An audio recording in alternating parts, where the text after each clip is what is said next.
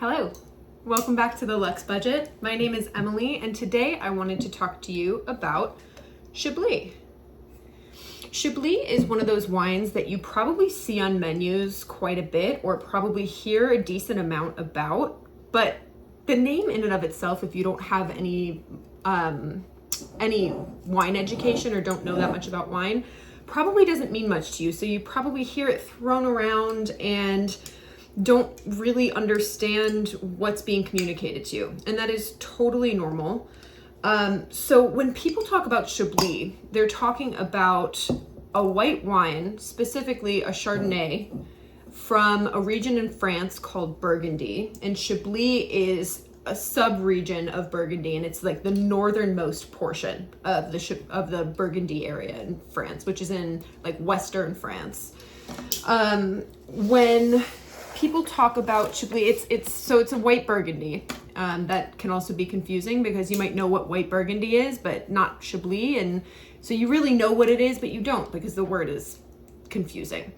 When it comes to the flavor of a Chablis, you're typically going to get like a crisp acidity, green apple or other orchard fruits. And then one of the things that I love the most about a white Burgundy, or a Chablis in this case, is the mineral quality to it. So it might be kind of flinty, or it might be kind of like a wet stone, which just gives it doesn't actually taste like rocks. It just gives it this, it's like a mouthfeel / a taste that it's very refreshing. Think of like a river going by and like the quality of the water after having been in contact with all the rocks and all of the nature there. And it's just, it gives it a refreshing and really interesting quality outside of just like the fruit that you're getting. It's not typically going to be oak, so you might get a white Burgundy again, or a Chablis that has been in like a light French oak, or maybe has minimal contact, but you're not going to get like a buttery Chardonnay the way that you would if you went to Sonoma or Napa or even other places in California. The body of it, or when they say like the style, is usually light or medium bodied, so you're not going to get a ton of flavors when you so you're not going to get a ton of like aftertaste, a very long feel for it in your mouth after you've swallowed or spit it out. The aging potential for a Chablis is kind of minimal. Anything that you're gonna get just like at a regular store, I got this one at Trader Joe's,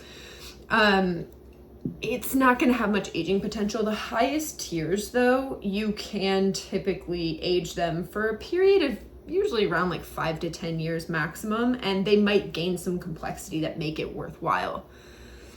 As far as pairings go, let me take a sip of this because it actually smells quite good.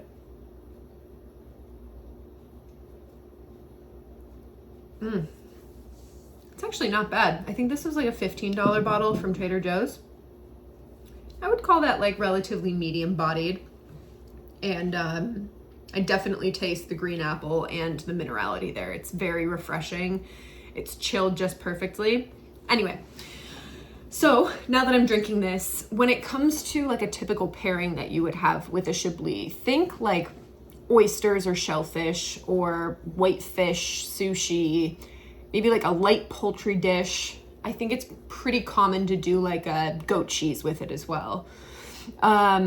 Or if you want to do more like a pasta, I would say like a creamy pasta dish, or something like with a citrusy sauce would be very good, and a really tasty accompaniment to a wine like this. So yeah, as far as Chablis goes, once you know now that this is a white Burgundy, and really even less specific that it's a Chardonnay, when you see a Chablis on the menu, just know that it's talking about Chardonnay always. It's a Chardonnay 100%. It's not going to be mixed with anything. And it's coming from Burgundy. So people might, if somebody was saying like, oh, I've got this great white Burgundy at home, they could pull this out, and it might get confusing because you're reading like this is a Chablis. You can see here it says Grand Vin de Bourgogne, which Bourgogne means Burgundy in French. Anyway, so don't get confused. This is where once you learn the wine jargon, it's you realize how much overlap there is in terms, and people might call this a Chardonnay, they might call it a Chablis, they might call it a white Burgundy, they might call it a French white, they might call it endless names. It's usually just not as complicated as restaurant menus or really pretentious wine friends might have you think. So that being said, I'm gonna do another video just on this one as a budget version. So stay tuned for that. And thank you for joining me. All right, cheers, bye.